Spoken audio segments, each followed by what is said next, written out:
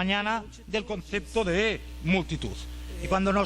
Y si queréis, para especificar un poco, multitud, nos referimos, o me refiero, a dos aspectos, ¿sí?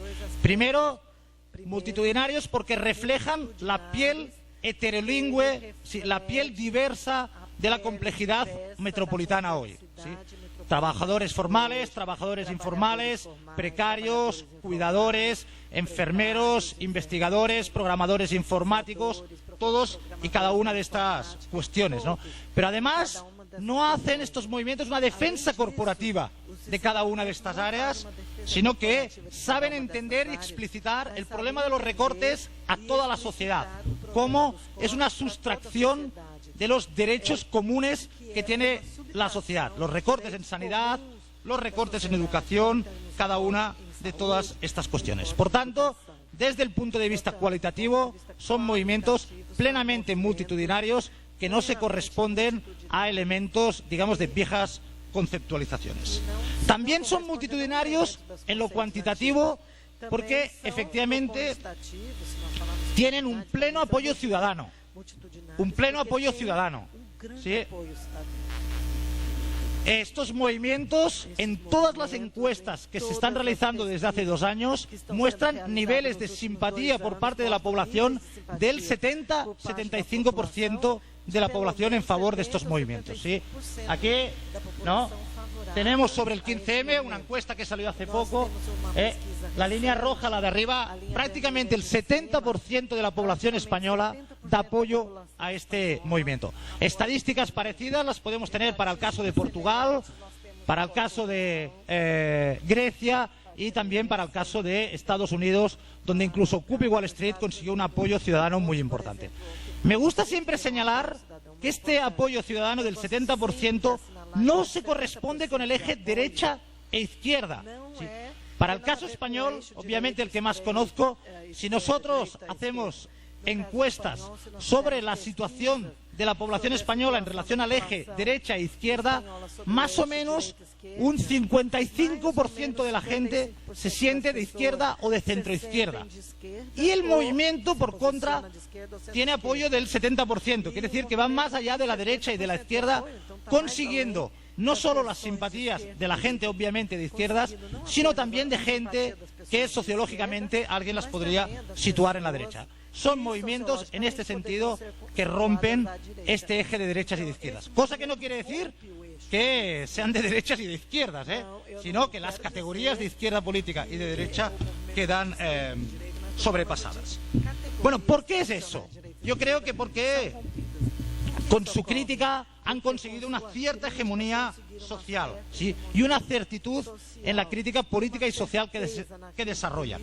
Sus lemas lo llaman democracia y no lo es, no nos representan referido a la clase política, o no somos mercancías en manos de banqueros y políticos, o también no es una crisis, es una estafa. Han captado el sentido común de una población, la española o en general la de Europa Sur, que se siente estafada por sus políticos. Y también han conseguido este gran apoyo ciudadano porque es un movimiento, no tengo tiempo de explicar esto en detalle, pero no es un movimiento convencional, no es un movimiento como los que estudian los sociólogos de movimientos sociales, ¿sí? Es un movimiento que se ha alzado a través de lo que algunos autores en España llaman un sistema red, ¿sí? Es decir, a través de las redes sociales como Twitter, como Facebook, en las cuales hay una generación que pasa muchísimas horas allí, y a través de estas redes sociales, a través del like, se empezó a contagiar el sentimiento de que debemos hacer algo ante esta situación, digamos, que está atacando profundamente a nuestros derechos, ¿sí? Por tanto, es un movimiento que se sitúa plenamente en la era de la información y que, digamos, que constituye más bien un sistema red que conecta a muchísimos miles de personas. Si hubiera funcionado Internet, me hubiera gustado poner algún vídeo donde se puede mostrar esto de forma visual y muy fehaciente, pero no tenemos Internet. Por tanto, si tenéis tiempo y os apetece, cuando lleguéis a casa, pues podéis poner Universidad de Zaragoza, redes 15M, y hay un estudio fantástico de todos los tweets que se lanzaron en el 15M y a posteriori, donde se ve un sistema de redes, digamos, que es inexplicable bajo las viejas conceptualizaciones de movimientos sociales, ¿sí? Sí, todo el mundo de alguna manera participa y el sistema de información es muy distribuido.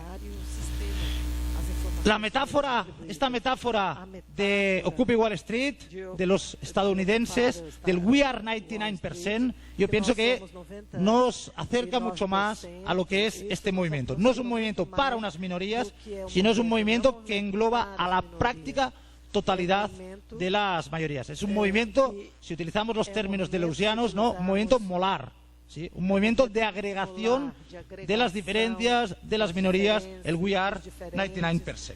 ¿Sí? La única restricción es el 1% quienes parasitan la riqueza social, la riqueza y la cooperación social en la línea de lo que se hablaba esta mañana. Por tanto, primera cuestión a señalar de este movimiento es su carácter, insisto, multitudinario. La segunda cuestión es que estos movimientos,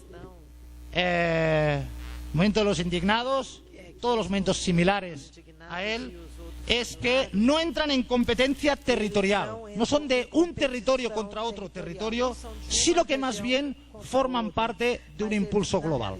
Un libro nuevo que ha salido hace unos pocos meses de Manuel Castells, Redes de Esperanza, Redes de Indignación y de Esperanza, ve perfectamente las conexiones entre la primavera árabe, los movimientos indignados en Europa, Occupy Wall Street, y existe, él no lo habla porque aún no había pasado, existe una conexión de todos estos movimientos con lo que ha sucedido este mes de junio en Brasil.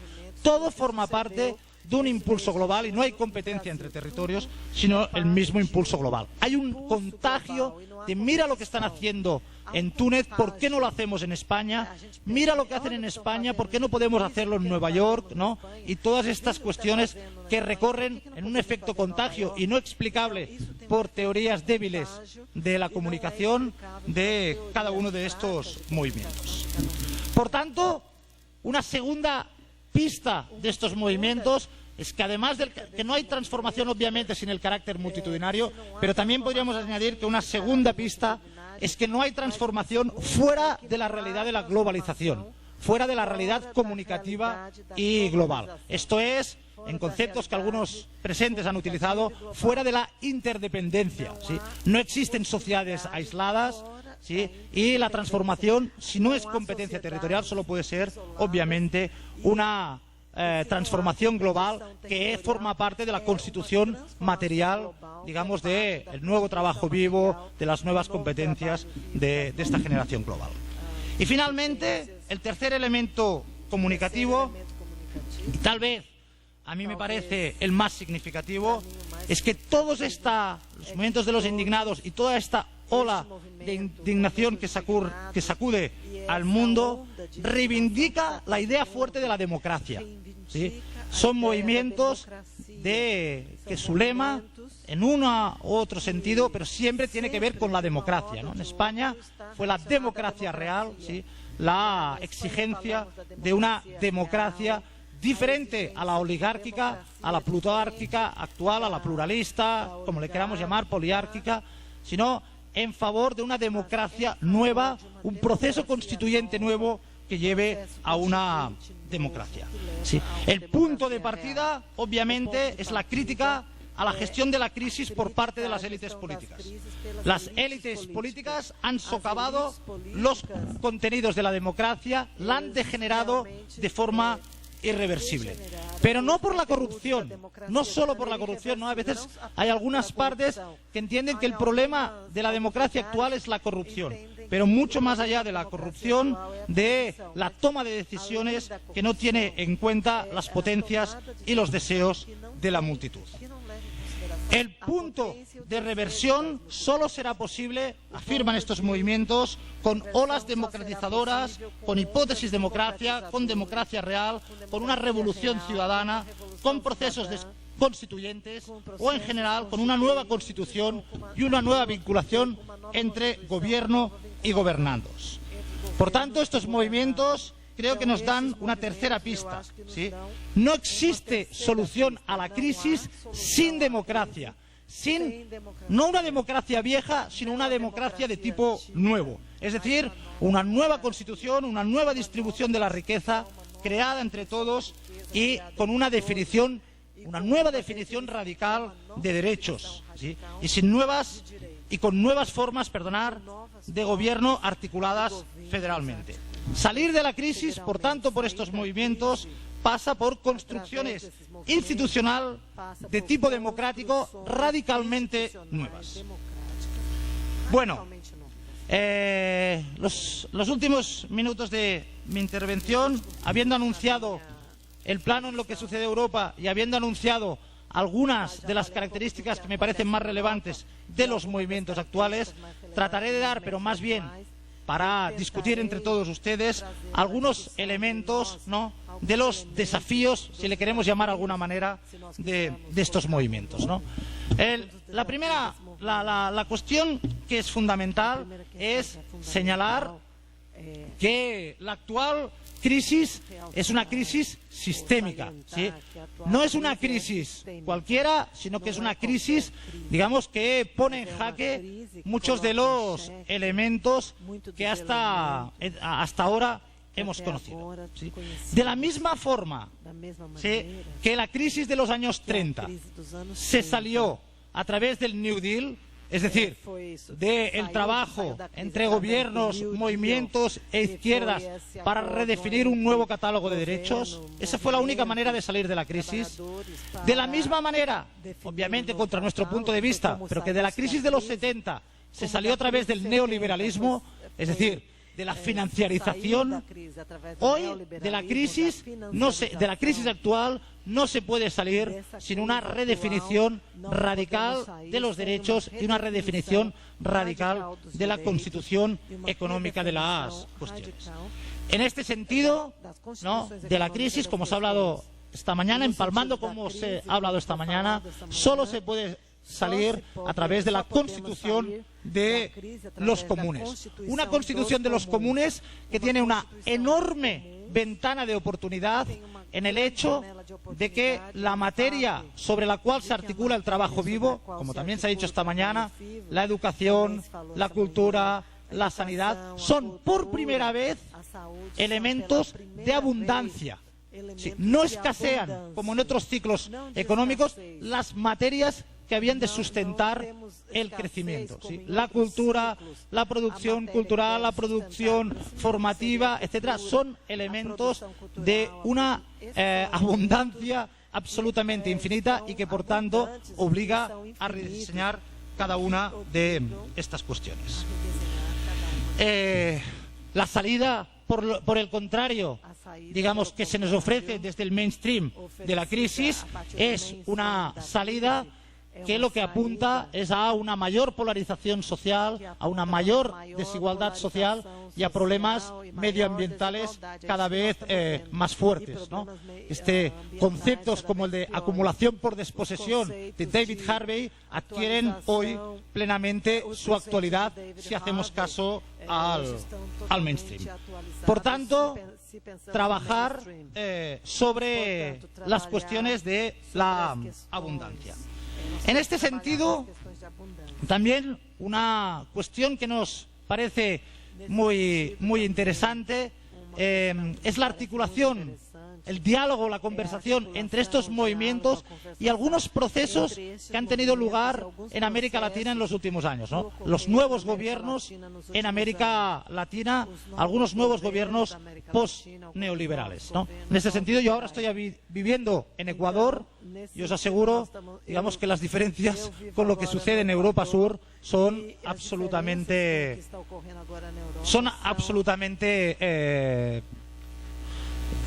muy diferentes, ¿no?, de 180 grados, ¿no? Mientras que en Europa Sur pasa que todas las políticas de austeridad, en cuestiones en Ecuador, pues existe una inversión fortísima en educación, en sanidad, en cada una de estas cuestiones que entonces hablábamos.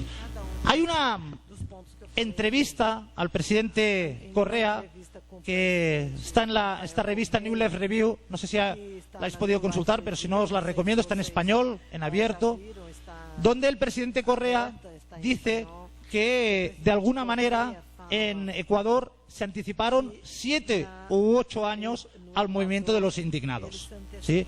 Es decir, existía una crisis política fuerte, existía una crisis económica irreversible, el feriado, ¿no? Y nació una nueva fuerza política que consiguió derrumbar a la vieja élite política y alzarse con el gobierno en Ecuador. Esto ha hecho que, efectivamente, en Europa y supongo que también aquí en América, mucha gente ponga sus ojos sobre lo que sucede en Ecuador, ¿no? Pero también en esa misma entrevista, el presidente Correa, en otro sitio, dice que una parte de la izquierda mira con excesiva benevolencia lo que sucede en Ecuador, ¿sí? Grandifica lo que sucede en Ecuador.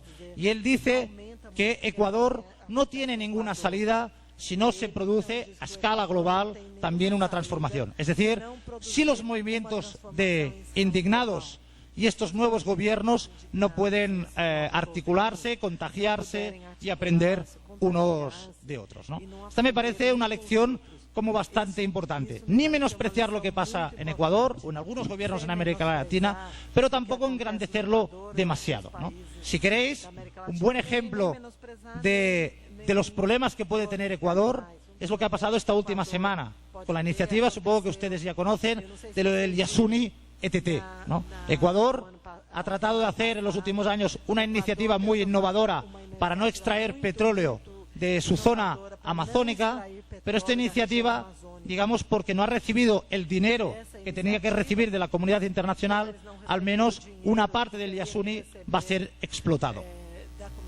Esto es una buena manera de ver cómo los gobiernos nuevos en América Latina solos, efectivamente, tienen problemas. La comunidad internacional no está en manos de los movimientos de indignados, sino en manos de los gobiernos. Pero, en cambio, existen otras áreas donde sí puede haber esta cooperación, ¿no? Y con esto voy a acabar. El gobierno de Ecuador, una iniciativa que tiene, en fin, en su hoja de ruta, es el cambio de matriz productiva en Ecuador, ¿sí? En pasar de una sociedad que acumula a través de la extracción del petróleo a una sociedad que acumule a través del conocimiento, ¿sí? En este sentido, pues están haciendo una gran inversión en educación secundaria, en educación universitaria, en investigación, ¿sí? Y justamente una de las palabras fuertes que resuena en Ecuador es convertirse en un paraíso fiscal del conocimiento, ¿sí? Un sitio donde el conocimiento